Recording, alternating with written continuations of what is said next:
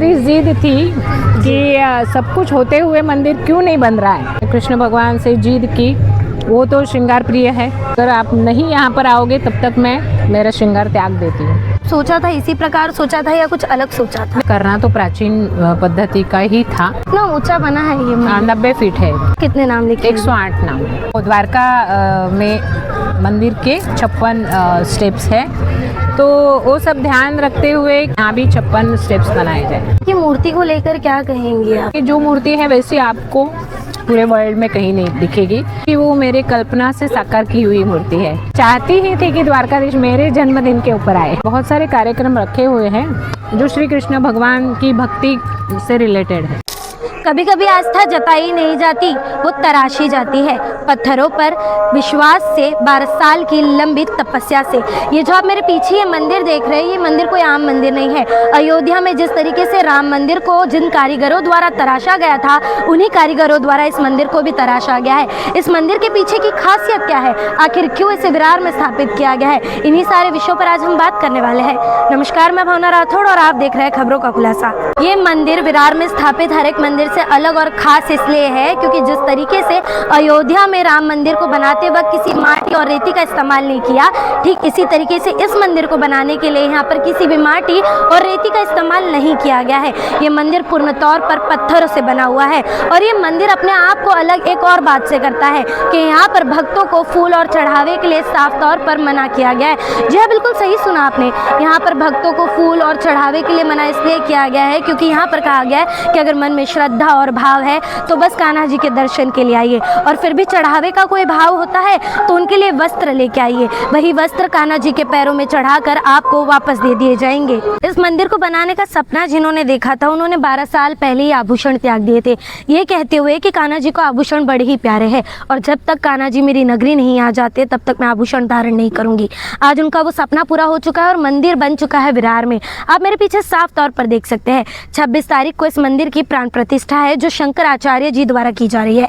27, 28, 29 और 30 तारीख को अलग अलग 4 कार्यक्रम रखे गए। उन्हीं कार्यक्रम को जानने के लिए, मंदिर के आसपास जो 108 कान्हा जी के नाम लिखे गए हैं उनको जानने के लिए और सीढ़ियों के पीछे का जो कारण है वो जानने के लिए हमारे साथ अभी प्रवीणा जी उपस्थित है। हम उनसे बातचीत करेंगे और मंदिर के बारे में विस्तार में जानेंगे। मैडम, आपने ये मंदिर बनाने का कब और क्यों सोचा था? मंदिर बनाने का तो बहुत सालों से मेरे मन में विचार था कि एक छोटा सा मंदिर बनाएंगे, और क्योंकि मैं द्वारकाधीश की भक्त हूँ, बहुत सालों से द्वारकाधीश मंदिर में जाती हूँ और मुझे बहुत ही श्रद्धा है उनके अंदर। तो मैंने सोचा कि अभी जैसे जैसे उम्र बढ़ती है, आगे द्वारका तक जा पाएंगे या नहीं जा पाएंगे, तो क्यों ना छोटा सा एक मंदिर बनाए। और ये मंदिर आपने जब बनाने की सोची थी तो किस तरीके से प्रस्ताव रखा था, कैसे डिसाइड किया था? जब सोचा था इसी प्रकार सोचा था या कुछ अलग सोचा था? नहीं, मुझे करना तो प्राचीन पद्धति का ही था। अच्छा। कि मुझे कोई सीमेंट कंक्रीट का बिल्डिंग बना के खड़ा नहीं करना था। सोचा था छोटा, पर भगवान की कृपा से ये हो गया। कितना ऊंचा बना है ये मंदिर? 90 फीट है। 90 फीट है। मंदिर के आसपास कान्हा जी के कई नाम भी लिखे हैं। कुल कितने नाम लिखे हैं? 108 नाम। 108 नाम लिखे हैं। यहाँ क्योंकि हमारे अंदर जो हिंदू धर्म में 108 नाम की जपमाला की जाती है, तो मैंने सोचा क्यों ना प्रदक्षिणा मार्ग पे 108 नाम लिखे जाए भगवान के, जो पढ़ते पढ़ते जाने से हमारी एक जपमाला पूरी हो जाएगी। यहाँ की सीढ़ियों को भी गुजरात में जो कान्हा जी का मंदिर स्थापित है उसको ध्यान में रखते हुए बनाई गई है। क्या विषय है वो? हाँ, वो क्या है, जब द्वारकाधीश श्री कृष्ण मथुरा छोड़ करके द्वारका में आए थे जी, तो रातों रात उन्होंने 56 कोटि यादव, मतलब उनके परिवार के सारे लोगों को जी, नींद में ही वहाँ पर स्थापित कर दिया था, द्वारका में ले जा करके। तो एक एक कोटि यादव के याद में वो द्वारका में मंदिर के 56 स्टेप्स है। तो वो सब ध्यान रखते हुए कि चलो एक प्रतिकृति बनानी है तो यहाँ भी 56 स्टेप्स बनाए जाए। यहाँ की मूर्ति को लेकर क्या कहेंगे आप? यहाँ की मूर्ति जो है, आप 26 तारीख को जब शंकराचार्य जी आएंगे और द्वारोद्घाटन करेंगे जी, तो आप देखोगे कि ये जो मूर्ति है वैसी आपको पूरे वर्ल्ड में कहीं नहीं दिखेगी, क्योंकि वो मेरे कल्पना से साकार की हुई मूर्ति है।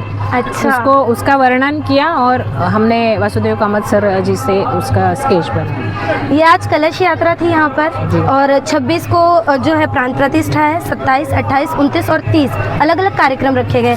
यही तारीखें और यही दिन क्यों चुने गए, कोई खास वजह या फिर ऐसे ही? 26 नवंबर को मेरा जन्मदिन है और मैं चाहती ही थी कि द्वारकाधीश मेरे जन्मदिन के ऊपर आए।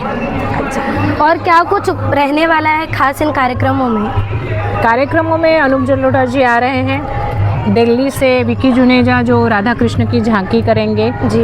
और बहुत सारे कार्यक्रम रखे हुए हैं जो श्री कृष्ण भगवान की भक्ति से रिलेटेड है। एक आखिरी सवाल जानना चाहूँगी, इस मंदिर के लिए आपने सोना भी त्यागा था जी। कितनी सच बात है? 12 साल हो गए सोना त्याग कर। कारण था कि ये मंदिर जब बनेगा फिर ही आप पहनना शुरू हाँ, मेरी जिद थी कि सब कुछ होते हुए मंदिर क्यों नहीं बन रहा है। बहुत व्यत्यय आए तो मैंने कृष्ण भगवान से जिद की, वो तो श्रृंगार प्रिय है जी। मैंने उनको कहा कि अगर आप नहीं यहाँ पर आओगे तब तक मैं मेरा श्रृंगार त्याग देती हूँ। तो 12 साल हो गए उसको, अब ये और मंदिर आखिर बन में चुका आ है, ये सपना आपका पूरा हो चुका है। कितनी खुशी हो रही है आपको इस चीज़ को लेकर? सच हाँ, बताइए। वो मैं शब्दों में उसका वर्णन नहीं कर सकती। प्रवीणा जी का जो सपना था उसने आज हकीकत का रूप ले लिया है।